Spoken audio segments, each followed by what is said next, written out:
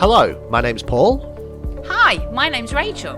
And we are the English Language Lab. And this is our Business English podcast, BizPod. We're going to try to teach you everything you need to know about business English.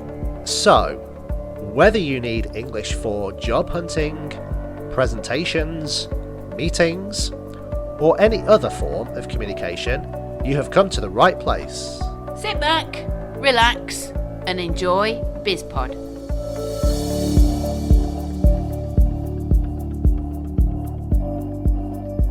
Right, well, we're back here with BizPod yet again. And the subject for December is... Etiquette, being polite. Okay. I think I'm always polite. What about you? Well, yes, you know I am, and I would argue with you over whether you're always polite. But it's more than just politeness. It's about being courteous. It's about being honest but direct, never rude. Yeah. But there are also degrees of politeness as well. I think you can be polite, but somebody might take what you say in the wrong way and might think you're being impolite. Exactly, they might think you're being grumpy when you're just being to the point. Exactly. Yeah. So it's a minefield. Politeness. It's a minefield. All right. Well, it's more today about passing on useful alternative expressions. So, for example, let me start you off. Instead of saying, give me the pen, give me the remote control, give me the folder, instead you can say... Rachel, could you pass me the remote control, please? Of course, Paul, no problem. So as well as could, you might use would as well. Rachel, would you pass me the control? No. That's not very polite, is it? Exactly, so that's why could is better than would. Okay, can, possibility, opportunity, yeah. Okay, right, I agree. So could you pass me the remote control? Yeah. So I could say to you, Paul, stop asking me, go away. Ooh, that's very rude. So how could I say it more politely? Could you give me 5 minutes, please? Yeah, I don't say that though, do I? I say, go away, I'm trying to concentrate. Yeah, well, perhaps you should be more polite and you should use, like, could. Mm-hmm. Paul, could you just give me a minute to finish what I'm doing before you interrupt me? Or the universal one in English, just. I'm sorry, but I'm just concentrating. I'm sorry, just a moment. Just give me a minute. Yeah. So would you say just give me a minute? Is that polite or is that direct? It's a way of softening your message if you say just.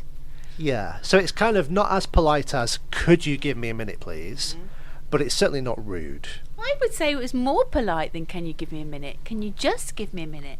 Okay, so can you just give me a minute? Okay. But the tone of voice, isn't it? Yeah. Can you just give me a minute, please? Ooh, okay. Well, what about when you're moving through a crowd and you say, move out of the way? But you don't, because we're English, remember. You say, excuse me, please. Yeah, much politer. Well, what about when you need to say no to something? How do you say no politely?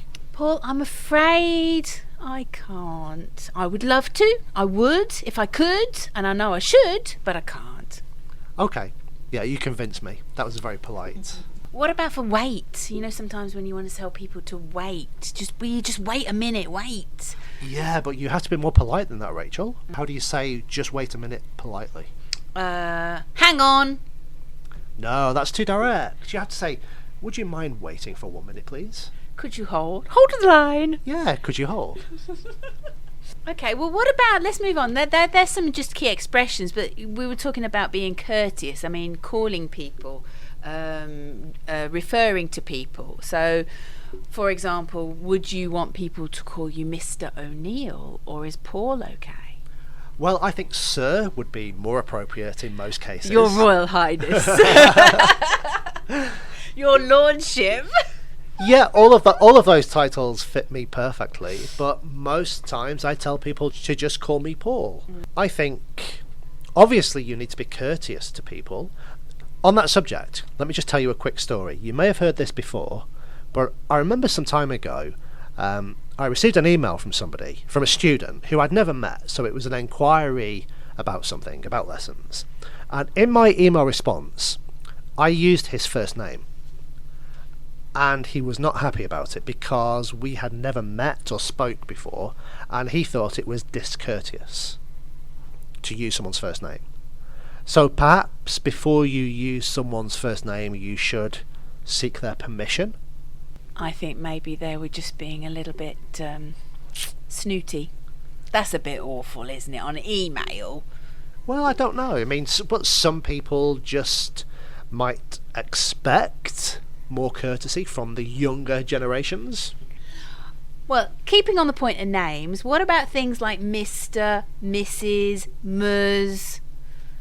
So, I mean, when you're writing an email, more so than a letter, I learnt at school, if you use the surname, you finish with sincerely. So if I wrote, Dear Mr. O'Neill, I would finish sincerely. If it was formal, sir or madam, I would finish faithfully. So sincerely, surname sincerely, formal, faithfully. That's how I was taught. Does that still apply? Or can you just use regards, best regards, kind regards? Yeah, I think that's a difficult one, isn't it? I think depends on who you're writing to, what the nature of your letter or email is actually about. I think it depends. I mean, I would not be offended by kind regards, or what I get from most people, BR, just the initials. No way, that's so rude. BR? That's Why? laziness. Best regards. Well, It's not rude. Well, I think it's lazy. Lazy but not rude. Well, I find laziness abhorrent in writing. Oh my dear. Oh my gosh. It's abhorrent. Okay. I bet they were German, weren't they? I find that a lot with German. I've seen it in a lot of writing things that I've done for Germans, BR. Okay, it could have been. I don't remember. Maybe they're going for efficiency, because they are very Yeah. efficient, very precise, but it's... No, come on, poor show. Okay, so you think you should always write best regards or kind regards? if You you- should never abbreviate it. No, not that. Come on, if you really mean it, don't abbreviate it, because just by abbreviating it, you're showing you don't really mean it. So it's very impolite. So next time I receive an email from that, I shall complain to whoever sent it to me. Absolutely. Okay, Absolutely. because it's rude. Yeah. But look, I was wondering if, Paul, what do you think of that phrase?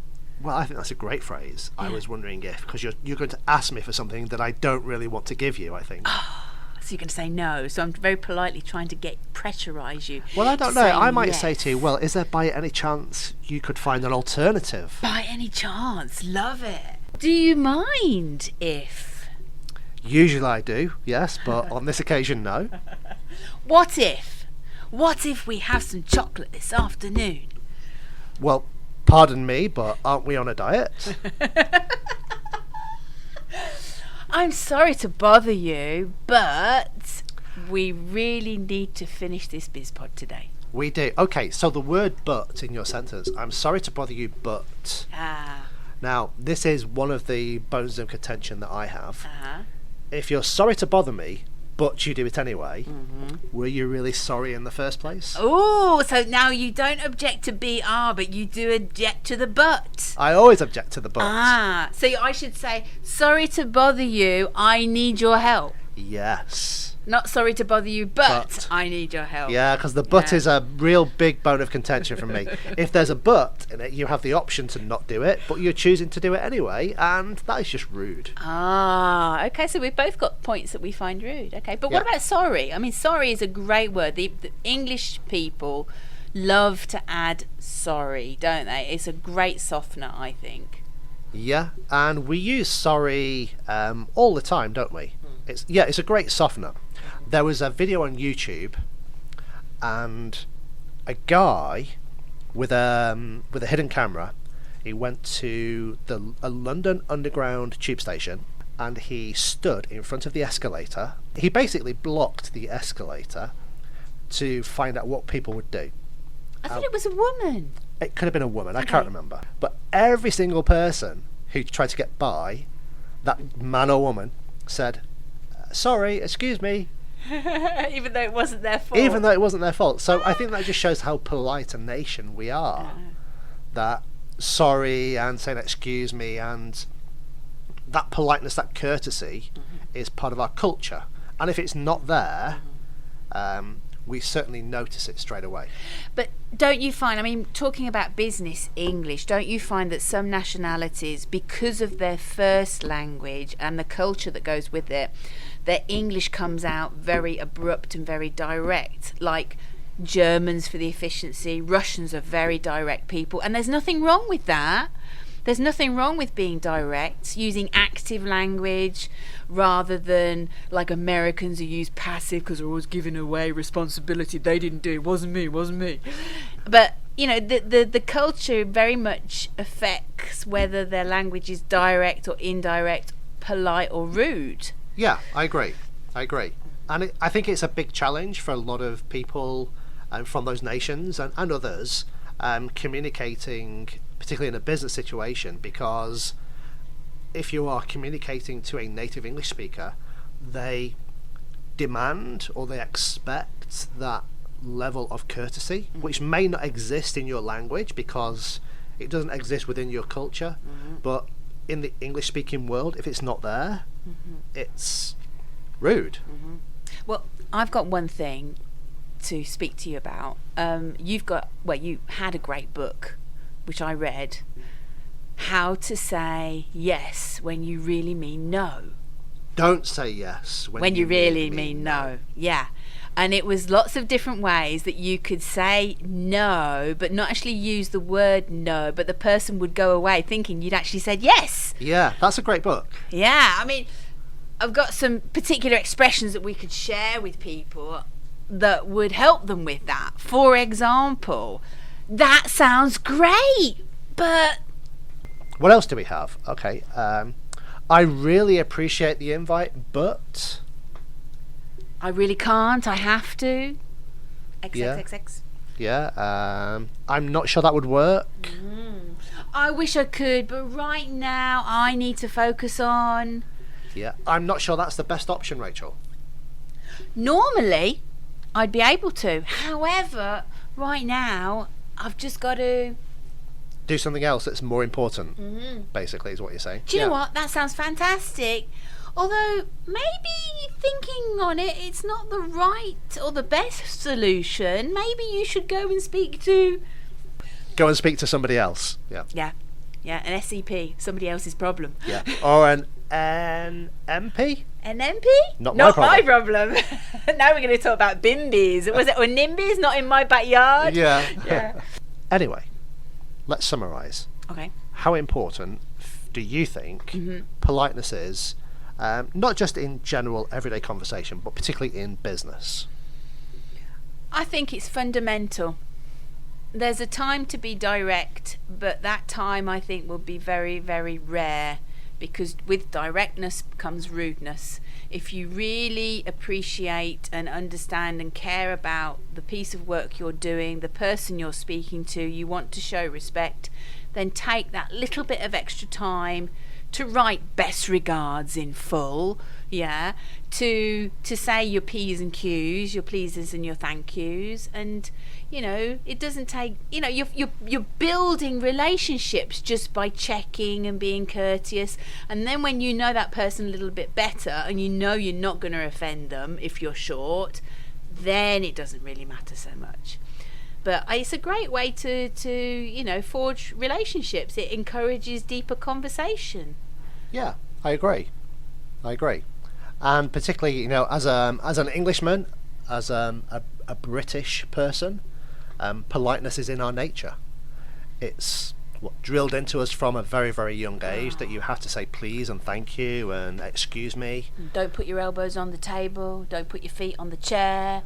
Yeah, all of those things. But particularly in business, it's fundamental to how the English-speaking world does business. Yeah.